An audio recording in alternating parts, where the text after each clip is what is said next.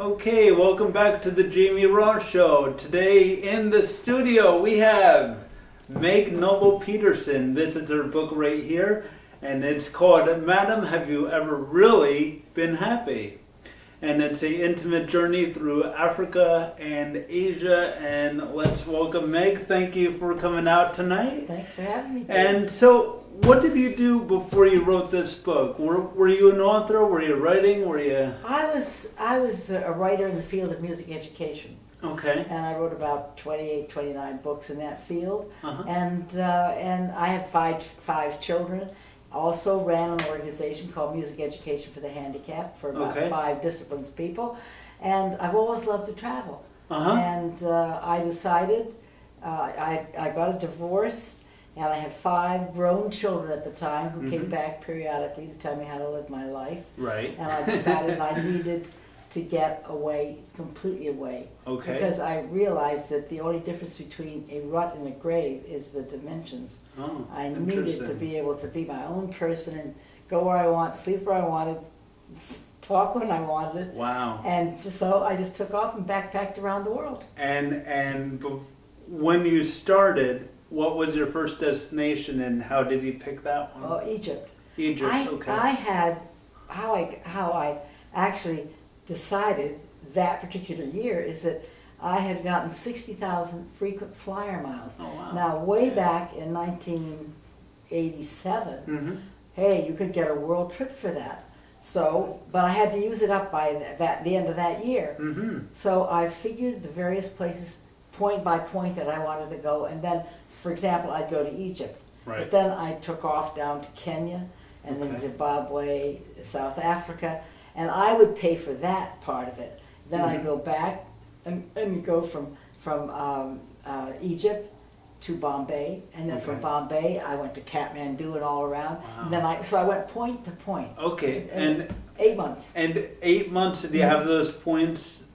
Were you winging a lot of it? I or was did you... winging. Yeah, yeah. Oh, yeah. Yeah, nice. That's the fun of it. Yeah. I mean, isn't that what you do when you're a college kid? Absolutely. So I just am delayed, I'm just a little bit of a slow learner. Yeah. I delayed it a few hundred years.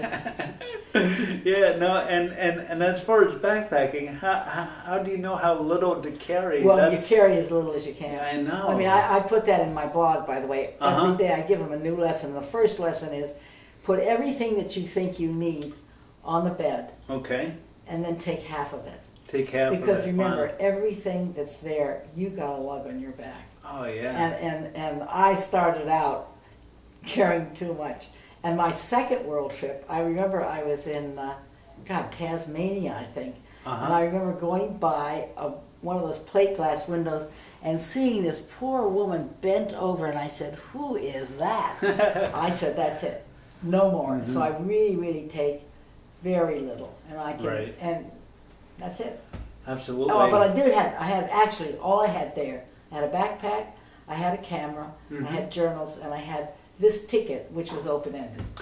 Wow. That's it. So it's an open-ended ticket. It was. Open-ended. Yeah, but a friend of mine recently, there's a thing called World Pass now where you can pick 7 destinations, and you have to go in basically one direction, and it's something like $3,000, which...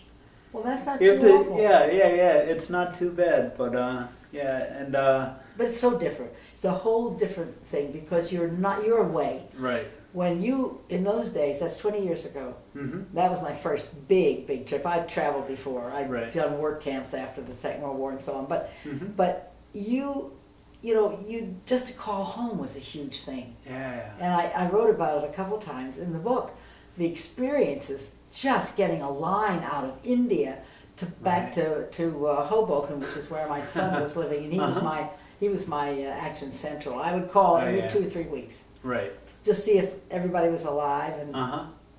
Yeah, and it was a lot more expensive. Now with the internet, the world's a lot smaller than it was when you started. But it's not as much fun in a way, No.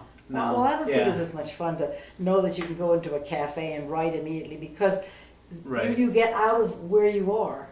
I like to have an experience in another culture, and I really like to immerse myself. Right.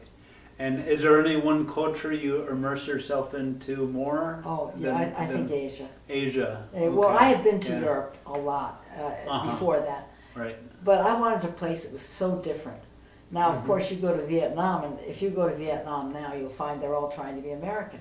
Right. But I haven't been there for 12 years. I went sort of on the cusp, just before they started bringing McDonald's and so on. Yeah. But I do love Nepal. And I was supposed to be in Nepal at this moment, but I had a meniscus operation in my knee, so I have to wait. Gotcha. So, but I really love Nepal. I love the Himalayas. I've trekked there about 4 or 5 times. Wow.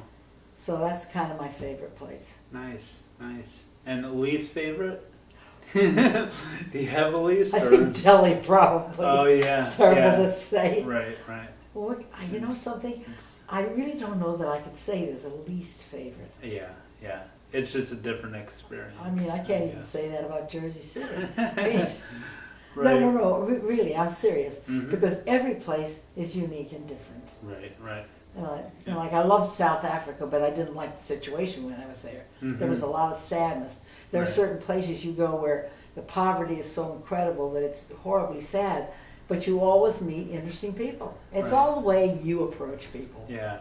That's the key to it. You must have kept some really thorough journals Did I? to read it. 14.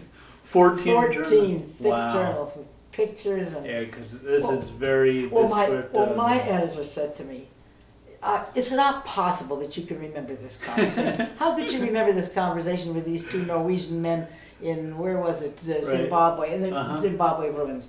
I said, I went back to my room and I wrote everything down.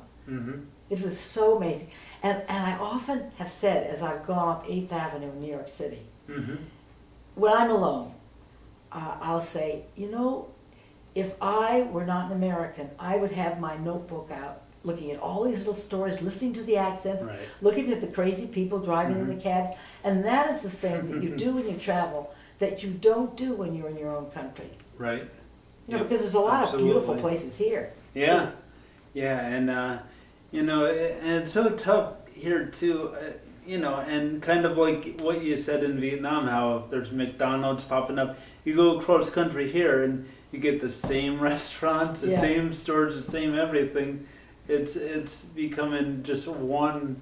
But you know what's great about here is the national parks. Oh yeah, and that's what we have. And I rafted down the Grand Canyon a few years ago. Oh man, I mean, there's nothing in this world. I thought that Zimbabwe. I thought that the Victoria Falls was probably the most unusual place I'd been, other than the Himalayas. Right. But then I went to the Grand Canyon. Yeah, yeah. That's the first time you were there? 6,000 feet down. First time I was in there. I had taken my kids across country. Okay. Yeah, I took them when they were little. We went 10,000 miles drawing a trailer. Oh yeah. So we've traveled a lot. And I also traveled. I backpacked with my 5 children in Europe. Oh, that's great. Yeah, for 6 weeks. I've always wanted to go rafting down the Colorado. Oh, do it. Yeah. I absolutely tell you, do it. Were you on one of those really big ones, or? Yeah, I was on a big one. I was assisting. I was on a motorized one, but we went down, I don't know, 10, 15 rabbits. Right. Oh, they're scary, even so. Yeah. You hang on, and the water comes over you, and you're screaming and squealing. It's wonderful. Nice. All right, well, let's take a little break here, and then we'll come back and we'll go over a few more of the places you've been and talk some more. So we'll be right back with the Jamie Roll Show and Meg Noble Peterson. And here's the book. And can you get this at Words in town or online? Well, they can order it there. You can order it from Amazon.com or you can order it from My Universe. Okay. Yes. Well, there it is. We'll be right back.